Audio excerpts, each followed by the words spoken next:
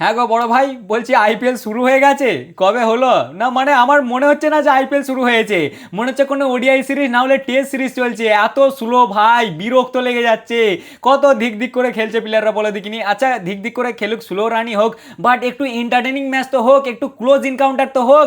ভাই সব one sided হচ্ছে, পরস্পর 4 দিন, পরস্পর 3 দিন 3টে ম্যাচ হলো ওয়ান সাইডেড। ভাবলাম আজকের ম্যাচটা হয়তো একটু এক্সাইটিং হবে, কারণ দুটো টিমই শক্তিশালী ভাই, এর আগের টিমগুলো শক্তিশালী, বাট এই দুটো একদম টক্করকা ছিল ভাই, বুঝলে তো? দুটো দলেরই বোলিং ভালো, দুটো দলেরই ব্যাটিং ভালো, দুটো দলেরই ফিল্ডিং ভালো, তাই ভাবলাম যে টক্করকা ম্যাচ হবে। এখন অবধি দুটো দল 6টা ম্যাচ খেলেছিল, মানে আজকেরটা ছেড়ে দিলে, তার মধ্যে 3টে জিতেছিল জিটি আর 3টে জিতেছিল পাঞ্জাব কিংস। ওই জন্য ভেবেছিলাম যে আজকের ম্যাচটা বেশ টক্করকা হবে। আজকেরটাও সেই ওয়ান সাইডেড হয়ে গেল। জিটির ব্যাটারগুলো যে কি খেয়ে এসেছিল, এদের কি ঘুম হয়নি কালকে রাতে? আমি পাঞ্জাবের তারিফ পরে করব, ওরা ভাই খুব ভালো খেলেছে, খুব ভালো খেলেছে, বাট তারিফ ওদের পরে হবে। আগে আমি আসি জিটির কাছে। জিটি এটা কি ছিল? এটা ছিলটা কি ভাই? দাঁড়াও, তোমাদের সাথে পরে কথা হবে, আগে হ্যালো জয়দা। জয়দা ভালো লাগছে না জয়দা, ধুরন্ধর 2 তো হলো জয়দা, এবার আইপিএলটা একটু এন্টারটেনিং করো জয়দা। একটু একটু একটু টাক্কার কা ম্যাচ লাগাও না, ভাল লাগছে না, স্ক্রিপ্টটা একটু ভালো করে লেগো। এরকম কীরকম ম্যাচ হচ্ছে বলো দেখিনি? হ্যাঁ সব ওয়ান সাইডেড, সব ওয়ান সাইডেড। আজকেরটা যখন 110 রানে 2 উইকেট থেকে 118 রানে 6টা উইকেট হলো, ভাবলাম এইবার হয়তো একটু কিছু মজা হবে। কোহলি একাই ধোঁয়া ছুটি দিলে, বলছে আমি দাঁড়িয়ে আছি বে, তোরা এন্টারটেনিং ম্যাচকে দেখবি, এটা ওয়ান সাইডেডই হবে। বলো না এরকম করলে ভাল লাগে? একটু কিছু ব্যবস্থা করো না। কালকের ম্যাচটা হবে, কালকে ভালো ম্যাচ হবে বলছো? কালকে কাদের মধ্যে ম্যাচ আছে? কালকে আমার জামাইদার দলের ম্যাচ আছে, জামাইদা ভার্সেস গোয়েঙ্কাদার দলের ম্যাচ আছে। কালকের ম্যাচটা হবে তো? শিওর তো? কালকে যদি না হয়ে যায় তোমার সাথে কিন্তু ঝগড়া হয়ে যাবে জাইদা, বলে দিচ্ছে। আর ভালো লাগছে না, বলো না? একটু আইপিএলের ফিল তো আসতে হবে একটা, মানে বেশ জবরদস্ত একটু হতে তো হবে, মানে মনে তো হবে যে না আইপিএল হচ্ছে। কি হচ্ছে বলো দেখিনি? মনে হচ্ছে টেস্ট সিরিজ চলছে। কালকের ম্যাচটা হবে তো ভালো? ঠিক আছে, আবার পরে কথা হবে, ঠিক আছে চলো রাখছি।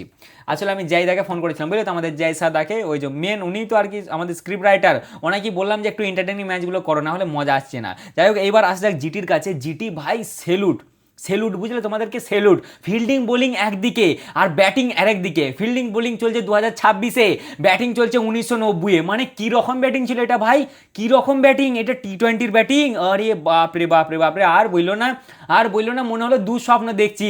হ্যাঁ গো, একটা ব্যাটারও 150 স্ট্রাইক রেটে ব্যাটিং করিনি ভাই। লাস্ট পর্যন্ত আমাদের আরসিদীপ পাজি বললে, লে আমি তোদেরকে হেল্প করছি, আমি 10টা বল করছি, তোরা একটু রান মার।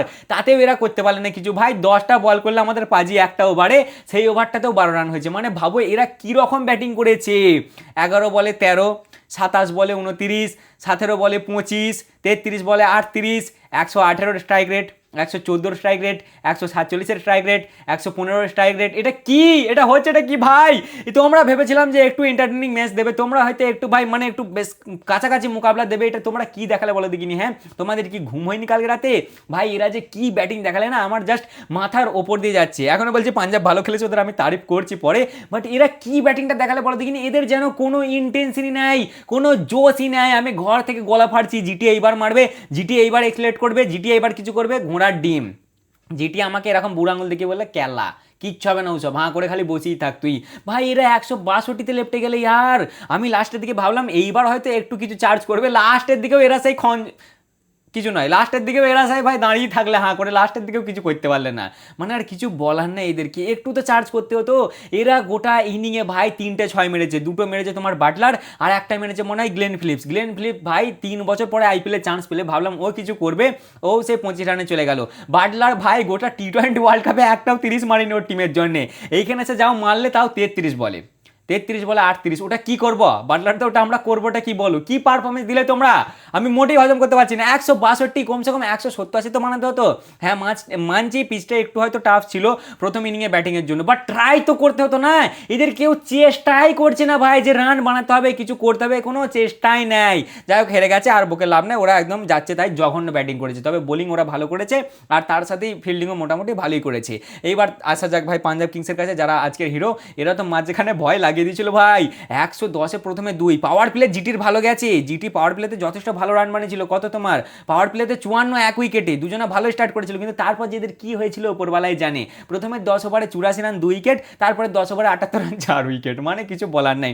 তবে পাঞ্জাব কিংস হেভি পারফরমেন্স দিয়েছে।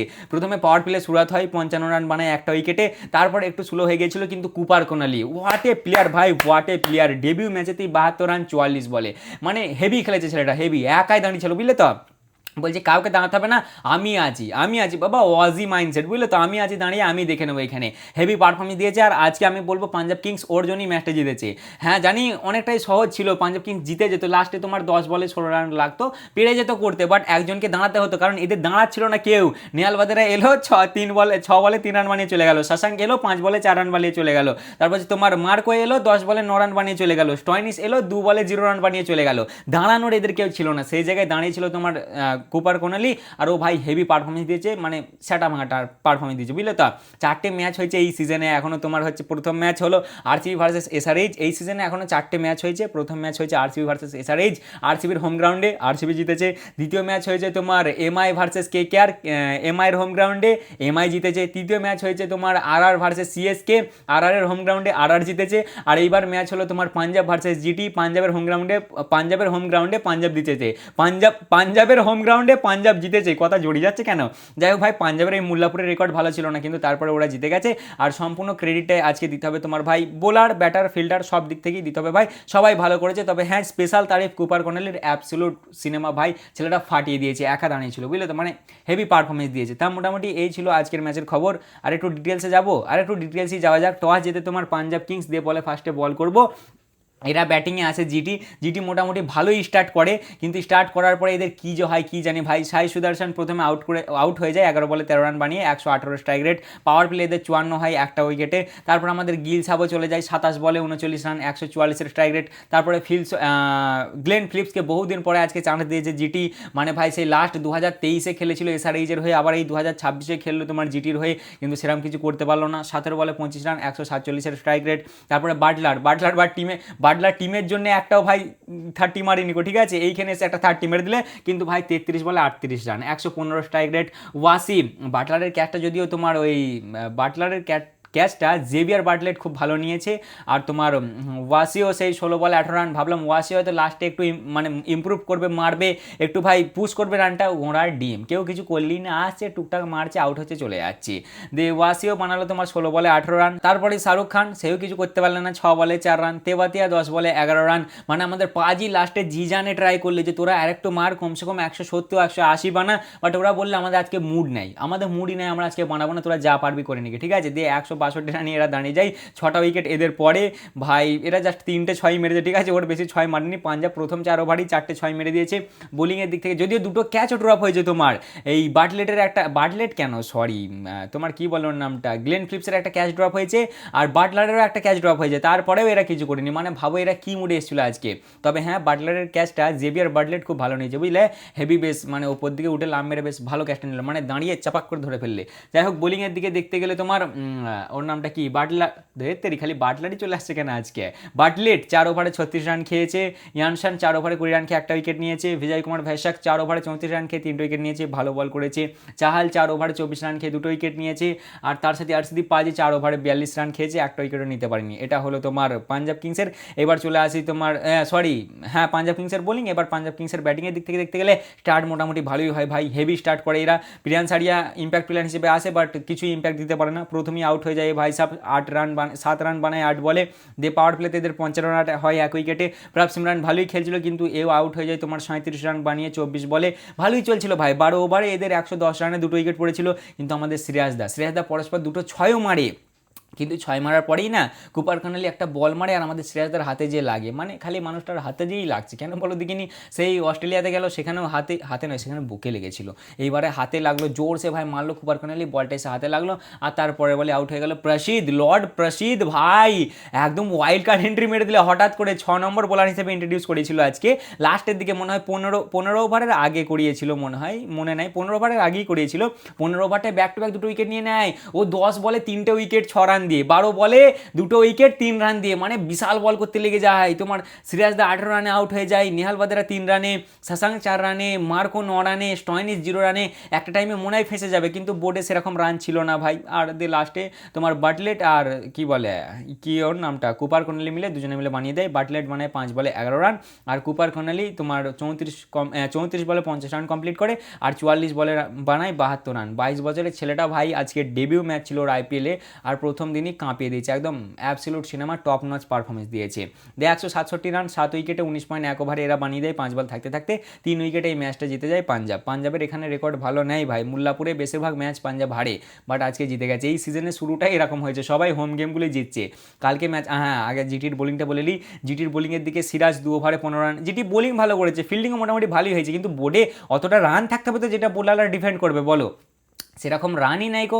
সিরাজ 2 ওভারে 15 রান খেয়েছে, একটা উইকেট পায়নি। রাবাডা 3 ওভারে 34 একটা উইকেট পেয়েছে। আচ্ছা তারপর হচ্ছে তোমার রশিদ 4 ওভারে 29 রান খেয়ে একটা উইকেট নিয়েছে।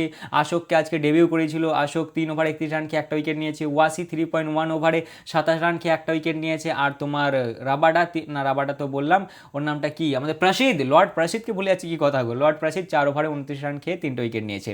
তা মোটামুটি এই ছিল আজকের ম্যাচের খবর। মোটামুটি বোরিং ম্যাচই হয়েছে ভাই, কবে যে একটা এক্সাইটিং ম্যাচ দেখতে পাবো। কালকে ম্যাচ আছে আমার জামাইদার দলের, আমি খুব এক্সাইটেড। লখনৌতে ম্যাচ আছে জামাইদার দল ভার্সেস তোমার গোয়েঙ্কাদার দল। আজকের ম্যাচটাতেও আমি বলেছিলাম, আমার মনে আছে যে পাঞ্জাব জিতবে, দেখো পাঞ্জাব জিতে গেছে। দুটো ম্যাচে আমি একটু ইচ্ছা করে ভুল কি বলেছিলাম, ভুল বলিনি ভাই, অডিয়েন্সের বুঝতে ভুল হয়েছে, তাতে আমায় চেটে মেরে দিলে। দেখো দুটো ব্যাক টু ব্যাক প্রেডিকশন ঠিক আছে। এখন অবধি যে 4টে ম্যাচ হয়েছে তার মধ্যে ঘরের টিমগুলোই জিতেছে। কালকে আমার জামাইদার টিম যাচ্ছে লখনৌ খেলতে, মানে এলএসজির ঘরে। তাও আমার মন বলছে যে কালকের ম্যাচটা আমাদের জামাইদাই জিততে পারে, দেখা যাক এবার কি হয়। অনেকেই বলছে দাদা নতুন নতুন ড্রেস দিচ্ছ, কি ব্যাপার, কি করবো ভাই, জার্সি কেনার টাকা নাই। খুব শখ হচ্ছে অন্যদেরকে দেখে যে আমিও জার্সি পরে ভিডিও বানাই, মানে এই বছরের জার্সি পরে। পুরোনো জার্সি সস্তায় পাওয়া যাচ্ছে, বাট পুরোনো জার্সিগুলো আমার পছন্দ হচ্ছে না। ওই ড্রিম ইলেভেনের স্পন্সার আমার ভালো লাগে না, বুঝলে তো। নতুন জার্সিগুলো ভাবছি নেবো, কিন্তু যা দাম অরিজিনাল জার্সি, আমার ভাই ধোঁয়া ছড়ে যাচ্ছে কাঁধে দেখে। ওই দামে ভালো ভালো নতুন শার্ট টি শার্ট হয়ে যাচ্ছে, বুঝলে তো।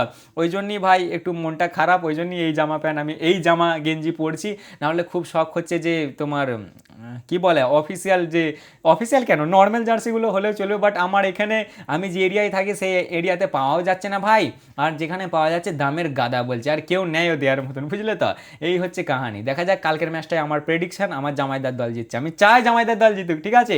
তাই এই ছিল আজকের ভিডিও, কেমন লাগলো অবশ্যই জানাবে, ভালো লাগলে লাইক কমেন্ট শেয়ার অবশ্যই করবে। দেখা হচ্ছে আবার পরের ভিডিওতে, চলো ততক্ষণের জন্য টাটা।